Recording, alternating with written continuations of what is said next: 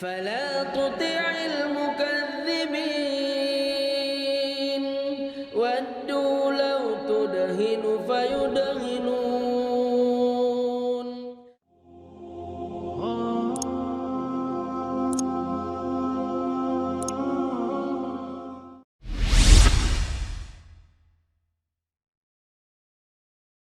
I think the uniqueness of my story is that from an early age, growing up Catholic, and then from that point on, going to high school, going to college, seminary, studying to be a Catholic priest, realizing that throughout all of my studies through Latin and German and the old histories of the Bible, there was something missing.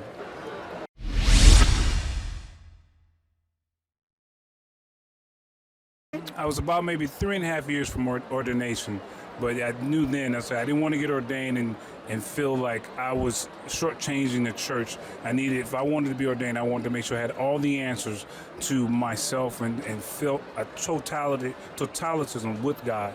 But I knew at that point in time, I didn't feel that way and I had to leave.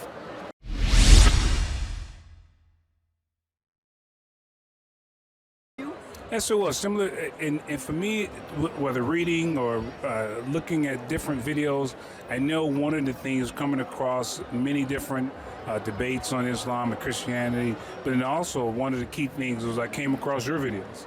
When I came across GainPeace, and I saw before I reverted, I came across your video. I saw many different things. I saw this and I was like, okay, I like this Dr. Sabeel. He's answering the questions, not threatening, not aggressively people. And then I like the feedback other people giving you. And I was like, hey, I had that same question. So with taking that knowledge and listening to those videos and following you through GainPeace and all the things you're doing, I decided at that point in time I was overseas. So it's like, okay, well, when I get back, I'm really going to filter out and gain more knowledge through trying to get associated with GainPeace or either some other organization that can help me understand Islam.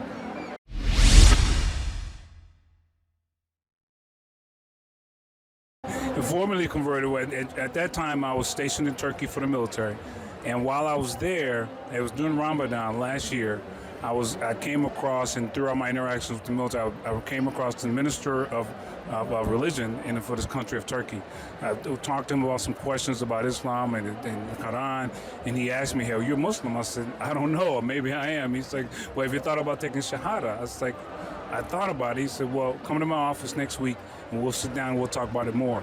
Needless I know that he had already gathered other religious ministers there, a quorum of 3 or 4, and we sat down, we talked about it, and from that point on, we did Shahada in Arabic, and as well to understand, as well as in Turkish, and as well as English, so that I truly understood what I was getting myself in.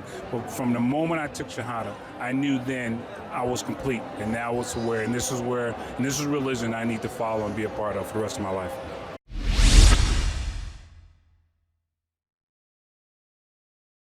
Well, most of my family, they feel as long as I was happy, they haven't embraced Islam. Not yet, working on it.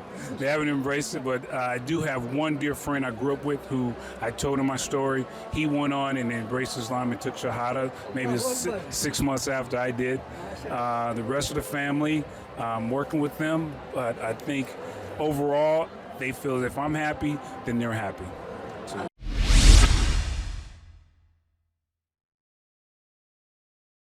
The message I have for them is, it's like what I research, read, figure out. Don't just let the media tell you what Islam is. Or even not, pick up the Quran. Some people are very analytical like me. I don't want to hear what someone else says. I want to be able to read and do things for myself. And that's what I did. I read the Quran first, and then I started looking at videos and started following people like you, Dr. Sabeel, and GainPeace, and I started seeing other people, and I was like, okay. Then I started asking, what are these questions, these burning questions I've always had in myself? And I knew then, okay, once these questions were answered, then I can go forward. ولا تطع كل حلاف مهين